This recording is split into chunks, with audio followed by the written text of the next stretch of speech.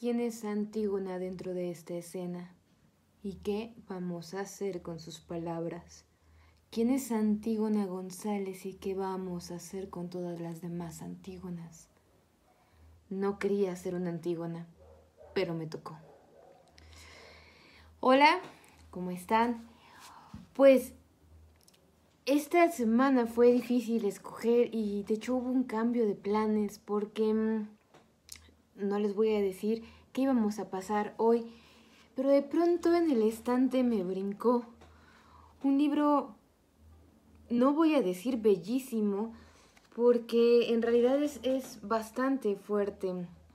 Hablo del libro justamente Antígona González de Sara Uribe, que, bueno, ella es una mexicana y cabe decir que este poemario lo escribió bajo encargo y recuerdan aquella vez que Hellman nos decía en su discurso cuando ganó este premio que bueno que la había ganado porque ese día la poesía estaba frente a la muerte, hablando. Es lo mismo. Sara Uribe hizo una denuncia de algún modo muy fuerte. Este libro fue publicado en 2012 ante la ola de desapariciones en el gobierno de 2006 de Felipe Calderón. Y en verdad que es fuerte en el sentido que ella tuvo que irse a las fuentes que pues básicamente eran los testimonios de los familiares.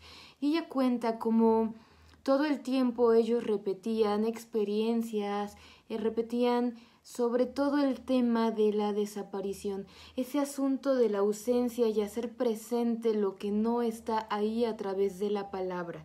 Es por eso que ella retoma justamente este tema en particular de la desaparición de los cuerpos, cómo tenemos esa necesidad de traer las cosas. Y bueno, precisamente esto cabe dentro del universo de las Antígonas, que si nos vamos muchísimo más atrás, viene de la tradición de Sófocles, que precisamente narra este mito. Y bueno, muy brevemente, la Antígona es una continuación del Edipo Rey. Si recuerdan, el Edipo, bueno, pues se va y es ciego, sus dos hijas, tiene 4 hijos, 2 hombres, 2 mujeres, las 2 mujeres deciden acompañarlo cuando se va pues es exiliado básicamente, y sus 2 hijos, bueno, se pelean a muerte por el trono y en una tragedia pues se matan en este embate. Entonces el familiar más cercano, que era el tío, se queda al mando. Y el punto es que uno de ellos había sido rey durante 1 año con la promesa de que se iban a ir intercambiando para no pelearse. Al no cumplir la promesa es cuando surge este embate y pues lo encara. Entonces cuando mueren, el tío decide que uno sea rendido con honores mientras que el otro ni siquiera sea enterrado. Por supuesto, ahí en Grecia eso era una ofensa a los cuervos porque significaba que si no cumplían todos los honores, no podía pasar por el Caronte, es decir, no podía pasar al otro mundo. Bueno, el tema es que Antígona dice, no puedo dejar a mi hermano así, y enfrenta a su tío, no sin antes decirle a su hermana que la acompañe, la cual cobardemente dice que no, porque le tiene miedo al tío. Va, enfrenta al tío, el tío la condena y es condenada a ser enterrada en una cueva. Van, la buscan, se mata este otro personaje porque la ve muerta, aunque previamente el tío ya había decidido por todo lo que decía el pueblo acerca de su maldad, sacarla. Entonces, que también pues era hijo este personaje el que se mata por Antígona, y esto desencadena que la esposa de ese personaje también se mate. Entonces, justo ahí quiero que nos quedemos, en la figura de esta tragedia que ocasiona una mala decisión frívola, tiránica, y esa mala decisión lo que va desencadenando pues son muchas muertes. Entonces, bueno, esta figura de Antígona ha sido usada para representar siempre estas luchas, por ejemplo, de pueblo contra sociedad, justo reyes contra el pueblo, mujer contra hombre, es decir, muchas de las figuras.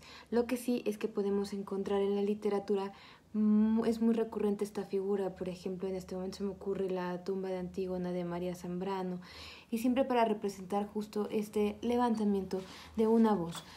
Y volviendo, este libro lo que resume, dice Sara Uribe, que pues se tuvo que empapar de todo este dolor que sufren los familiares, sobre todo al no tener la presencia de un cuerpo al que rendirle un luto. Y aquí hay una historia de ficción, y lo entrecomillo porque ella hizo un proceso que más de apropiación, o sea, eso consiste en absorber el diálogo e interpretarlo.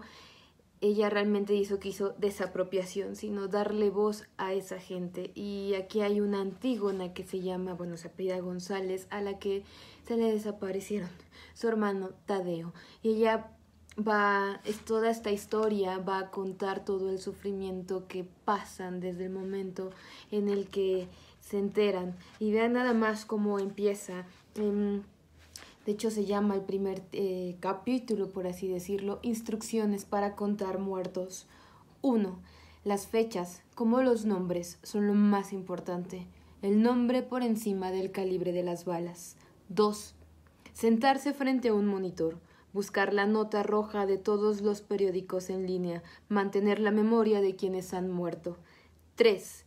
Contar inocentes y culpables, sicarios, niños, militares civiles, presidentes municipales, migrantes, vendedores, secuestradores, policías. Contarlos a todos, nombrarlos a todos para decir, este cuerpo podría ser el mío, el cuerpo de uno de los míos, para no olvidar que todos los cuerpos sin nombre son nuestros cuerpos perdidos. Me llamo Antígona González y busco entre los muertos el cadáver de mi hermano. Y así de esta vitalidad es que nos vamos a encontrar toda la línea. Y precisamente es como esta Antígona pues tiene una vida.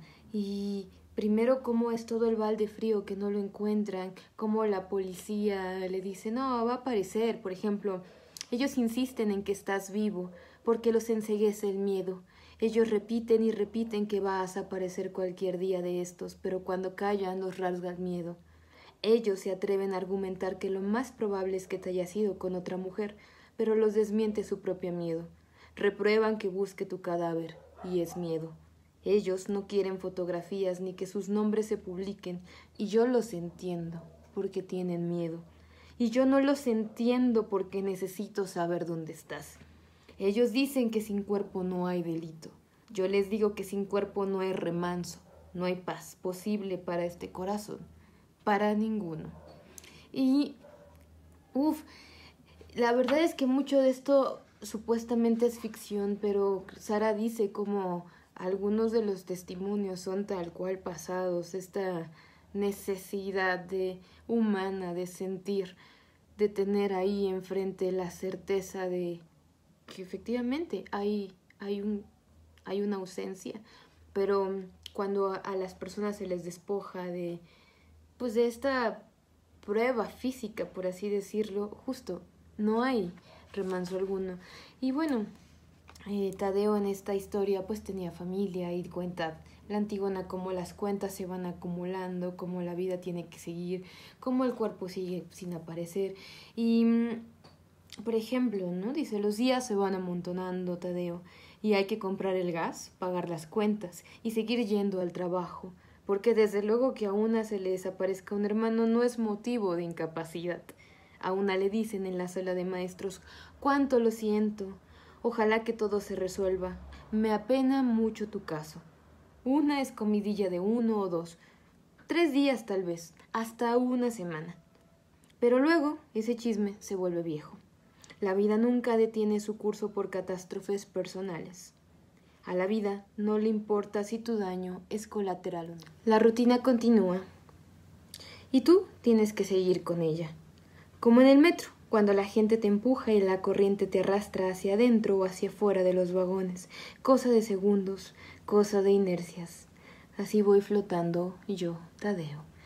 Y algo que les quiero decir muy importante de este libro es que pertenece a una ola de literatos que están inscritos. Es como es un modo de publicación que se llama Common Rights. Y a diferencia, por ejemplo, fíjense, ¿no? O sea, legalmente, usualmente, los libros traen atrás todos los derechos reservados. Se prohíbe la reproducción parcial o total, bla, bla.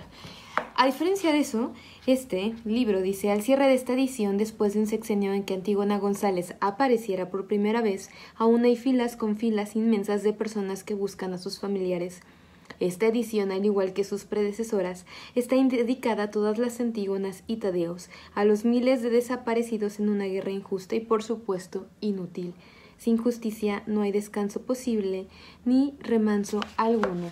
Y al inicio nos da toda la autorización de reproducir todas las veces que queramos con el debido crédito esta edición. Por ejemplo, se permiten la reproducción, redistribución, remezcla, retoque y transformación de este texto por cualquier medio, siempre y cuando no se haga con fines comerciales. Y bueno, el tema es que es diferente a todo lo demás porque ella, igual que muchos otros, pertenecen a una especie que ceden sus licencias con el fin de que se distribuya. Y, por ejemplo, este libro, yo aquí tengo una edición muy bella, que cabe destacar que este libro se publicó en 2012, pero ha sido reproducido tantas veces, más que por el hit, es porque hay una necesidad de expresarse, sobre todo, aunque ahora no es exclusivo del país, desafortunadamente es una necesidad de expresarse prácticamente mundial. Y insisto, se puede encontrar muy fácilmente en internet gratuito. Ha sido reinterpretado en un montón de obras teatrales, que fue precisamente donde yo lo descubrí, en una puesta en escena en el Villa Urrutia, que cuando lo vi me dejó fría, porque puedes sentirlo, es una empatía que no puedo decirlo.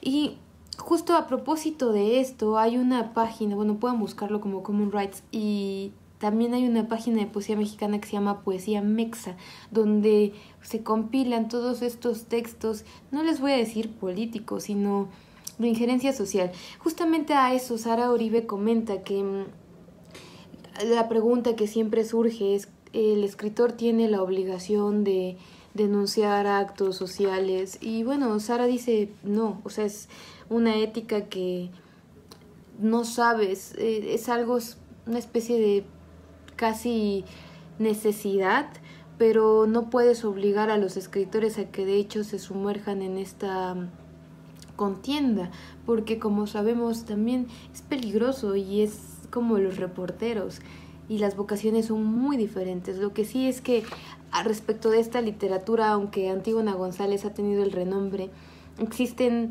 otros, muchos antes de e incluso ahora. También ella comenta, bueno, yo ya tengo 40 años, pero no, la generación de los 20 a los 30 se ha estado apropiando de una manera brutal.